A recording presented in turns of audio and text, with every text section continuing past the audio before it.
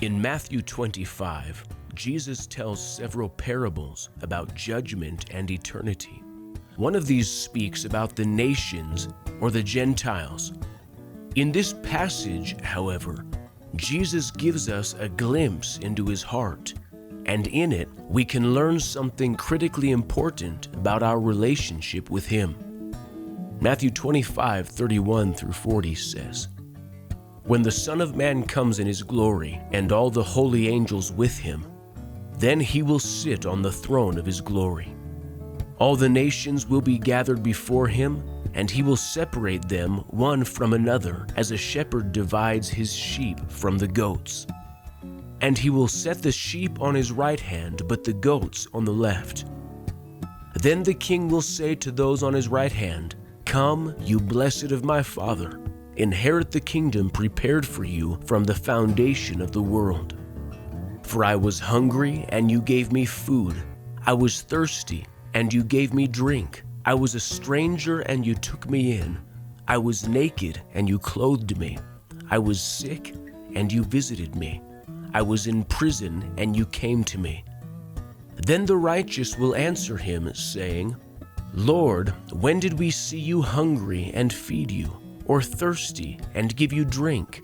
When did we see you as a stranger and take you in, or naked and clothe you? Or when did we see you sick or in prison and come to you?' And the king will answer and say to them, 'Assuredly, I say to you, inasmuch as you did it to one of the least of these my brethren, you did it to me.'" Here Jesus is describing not only a future event, but a principle that we need to understand. The scripture tells us that God is going to separate people into two groups. Our text uses the words sheep and goats, which signifies honor and dishonor. A better picture of this has to do with relationship. This is a picture of our King making a public proclamation about the nature of humanity's relationship with him. But what is fascinating about this great judgment is not just the fact that God is making a distinction between people, but the standard by which that distinction is made. Verse 35, "For I was hungry, and you gave me food. I was thirsty, and you gave me drink." To simplify the passage, the essence of it is about how people treat the least of these. Jesus says to them, "Come into glory because you have had compassion on those who were hurting." Now, there is a critical distinction that needs to be made. On one hand, the gospel of Jesus Christ and this story should never be misconstrued as ammunition for a social justice campaign. To make the gospel about a social campaign or simply food and clothing actually cheapens not only the message of Jesus, but the sacrifice of the cross. On the other hand, in our text, Jesus is plainly connecting ministry to people on the fringes to the very heart of Christianity. In our scripture, Jesus literally says, "How you minister to the least of these reflects your relationship with me." In verse 40, "I say to you, inasmuch as you did it to one of the least of these my brethren, you did it to me." Consider what this actually means. In a very real sense, it means that our love for God is most accurately reflected in how we are willing to care for and minister to the least of these. The word "inasmuch" is better translated as "to the degree." The verse could say, "To the degree that you minister to the broken, you have ministered to me." So consider this in a practical sense. Isn't this actually describing the heart of ministry? "I was hungry, and you fed me." John 6:35, Jesus said, "I am the bread of life. He who comes to me shall never hunger." How better can we feed the hungry than with the gospel of Jesus Christ? "I was thirsty, and you gave me drink." John 7:37, Jesus stood and cried out, saying, "If anyone thirsts, let him come to me and drink." Again, the gospel is the answer. So here we see the call of every believer, and of our fellowship in particular, to give ourselves to bring the gospel to the least of these. We are surrounded by people that are desperately in need of miracle help. Sometimes it is obvious. Sometimes, however, even the desperate don't realize that they are poor, blind, and naked. But Jesus' words ought to stir every believer into action. To the extent that you minister to the least of these, you are doing it for me.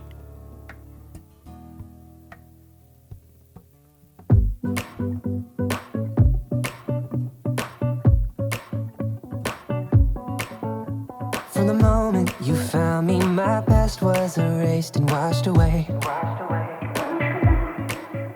Brand new, you create me completely 180. I'm changed, I'm not the same. I'm just getting started, but you know my heart is wide open and in your hands. I know I am young, but I'm not waiting on anyone to tell me who I am. You call me out, you raise me up. I'm standing on the rock and now I'm feeling steady. You love me first, I am enough. When I was born again, I was born ready. Oh, oh, oh, oh, oh, oh, oh, oh. I was born ready. Oh, oh, oh, oh, oh, oh, oh, oh. From the moment you saved me, you filled me with power through and through. So I will not be timid, no limits to all I can do. Because of you, whatever I'm facing, my faith is not fading. You've given me strength to stand.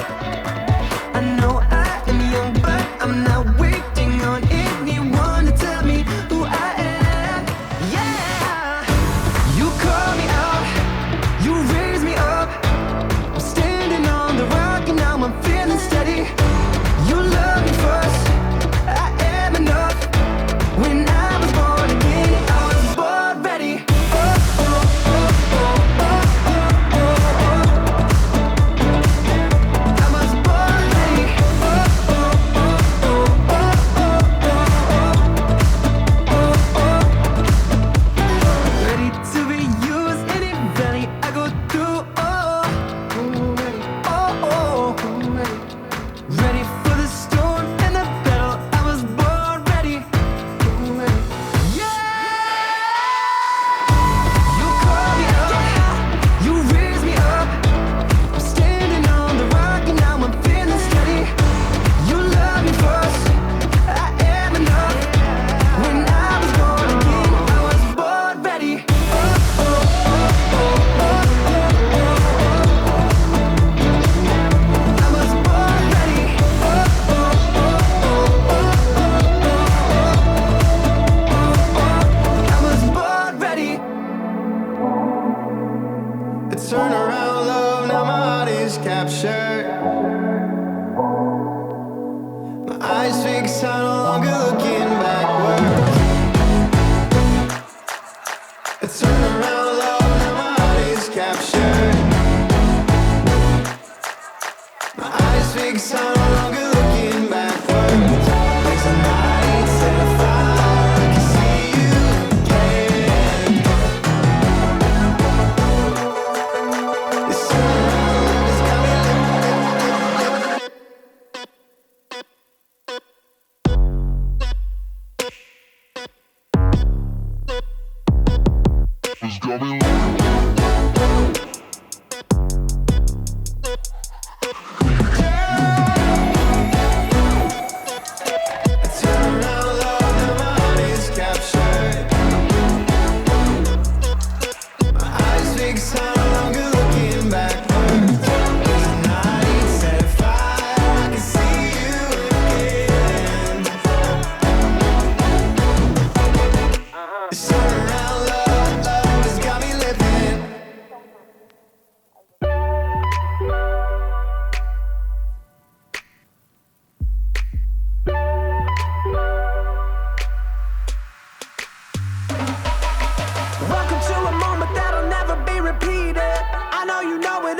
making sure you see it. We're always trying to move ahead so fast. Can't see the present till it flies right past. Overthinkers got a funny way of stealing all the colors that you really should be seeing. I know it doesn't always feel that way, but look around, you see it's all okay right now.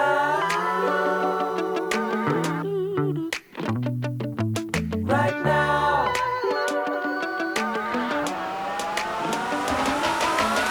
Somebody told me, take it slowly. Even if the sun goes down, the stars come out. We live in the now.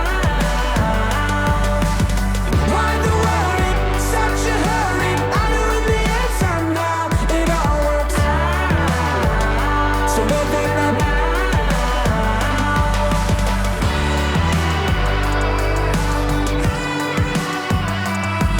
Right now.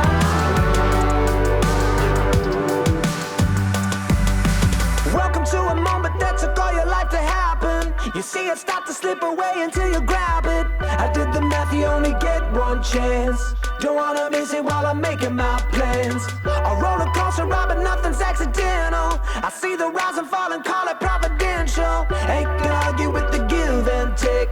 All I want is to be wide awake. Somebody tell me, take it slowly. Even if the sun goes down, the stars come out. We live in the now. Why the worry? Such a hurry. I know in the end somehow it all works out. So live in the now.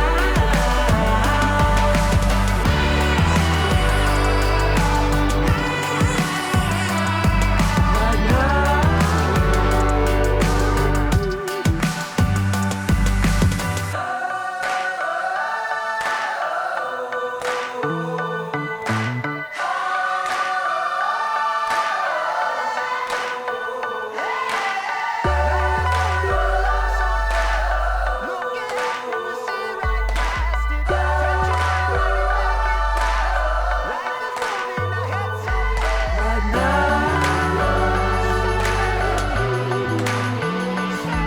Right now. On my way, I'm a wanderer till I find my place. I'm a wanderer. You set my sail on fire.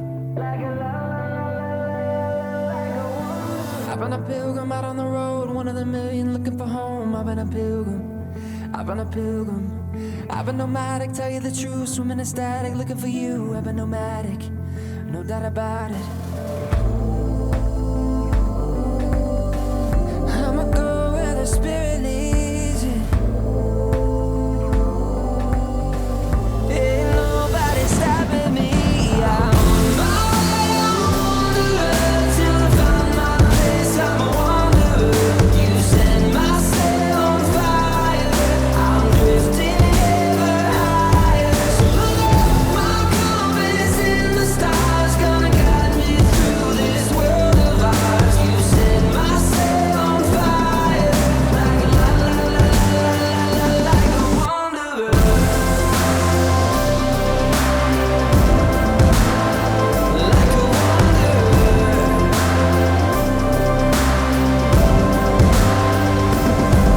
Ain't nobody stopping me.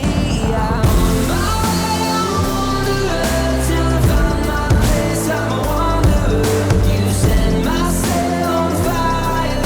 I'm drifting ever higher. So look, my compass in the stars, gonna guide me through this world of ours. You set my sail on fire, like a like a wanderer. Like a wanderer.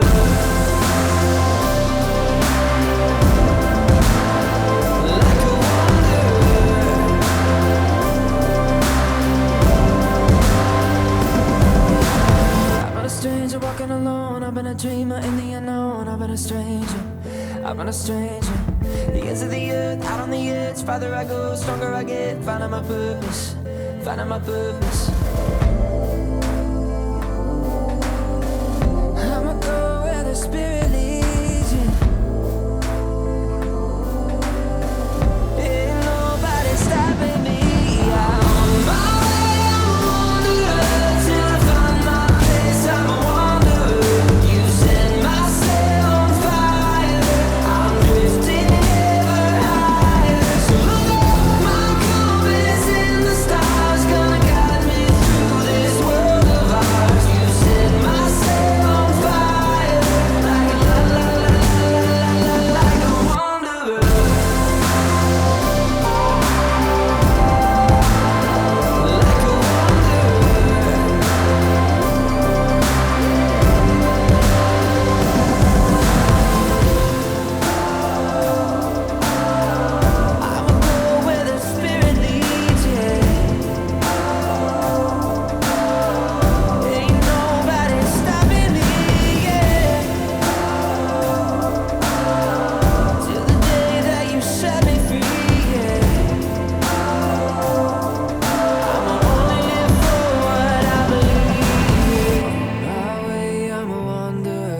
till I find my place. I'm a wanderer.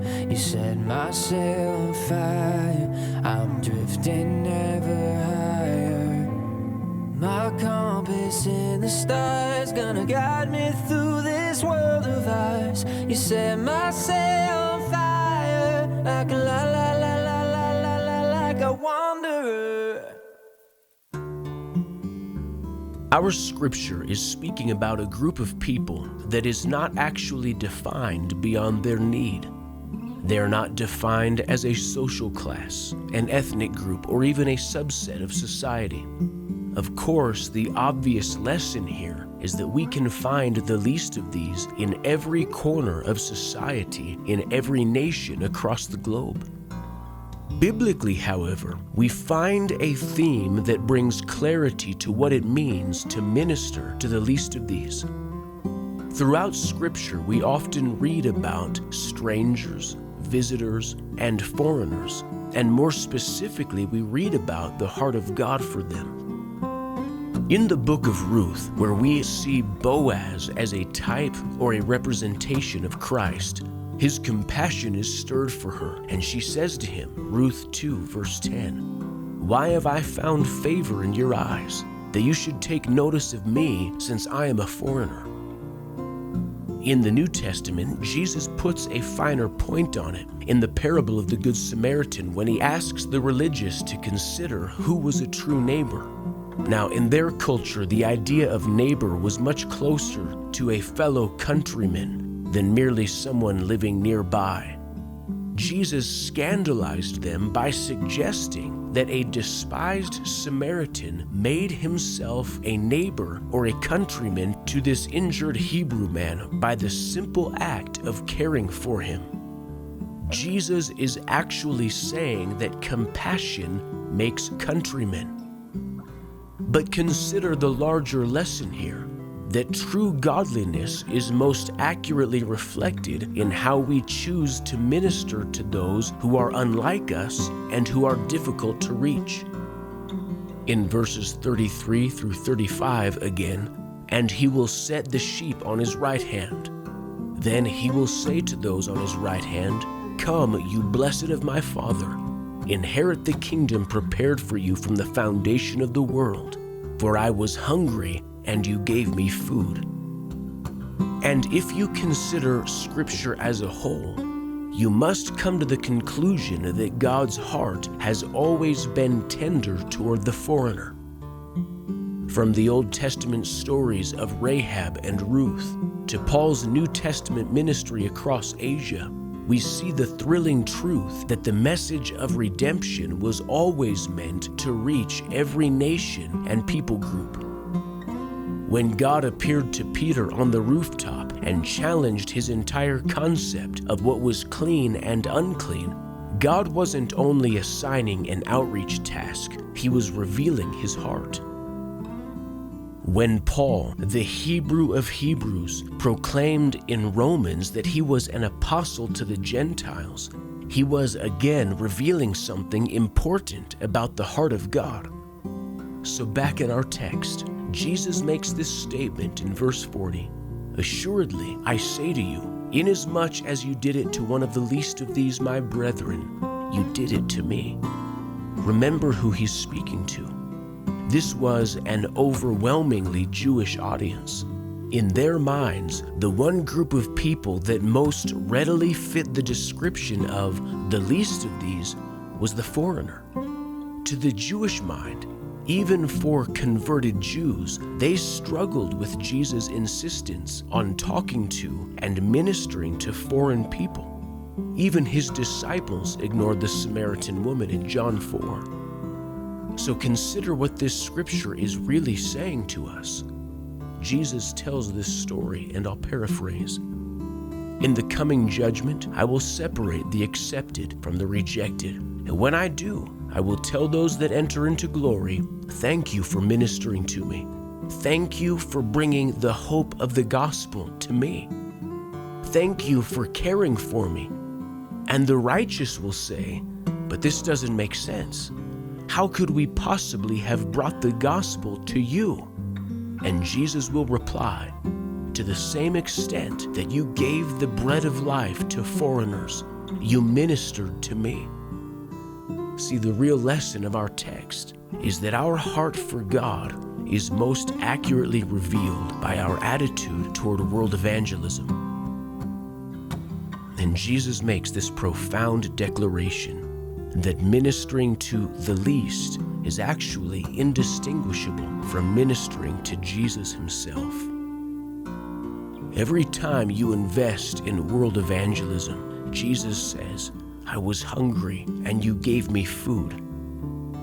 Every time a couple leaves their home to pioneer, Jesus responds, I was thirsty and you gave me a drink.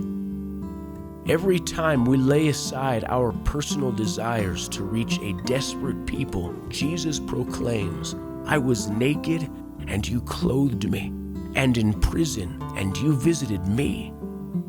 And one day we will all stand before Jesus, and he will point to the nations, the tribes, and the peoples of the earth that have been redeemed, and he will say to his flock, inasmuch as you did it for the least of these, you did it for me.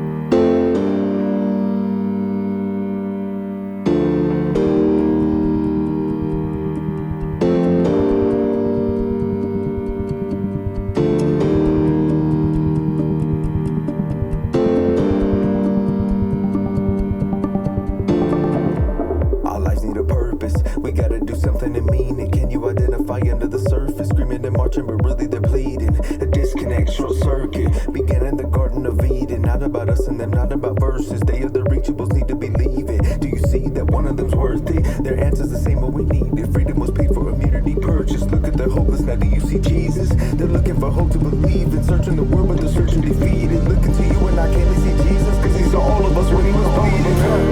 Can you see the least of these? They don't know the dying and they will never know until we see Jesus in the least of these, the least of these, the least of these, the lost and the dying alone, the least of these. Oh, can't you see Jesus in the least of these? Look up, do you see him? They're dying in front of us daily. Listen, they're crying out. Can you hear it? Someone please save me. Get up and go if you won't. Who will? The people they're waiting. We're on our last lap. Pay attention, you see. Time is fading. Like holding sand in our hands. You're grasping that wind, but you won't change your plans. We ask him to heal, but won't step on the land. Who can he send if he won't even stand and say, send me? Here I am. Here's my life. Here's my plans. Any people, any land. I give it all into your hands. Can you see the least of these? They don't know the dying and they will never know until we see Jesus in the least of these, the least of these, the least of these, the lost and the dying alone, the least of these. Oh, can't you see Jesus in the least of these, the least of these, the least of these, the lost and the dying alone, the least of these. Oh, can't you see Jesus in the least of these? These are the weak,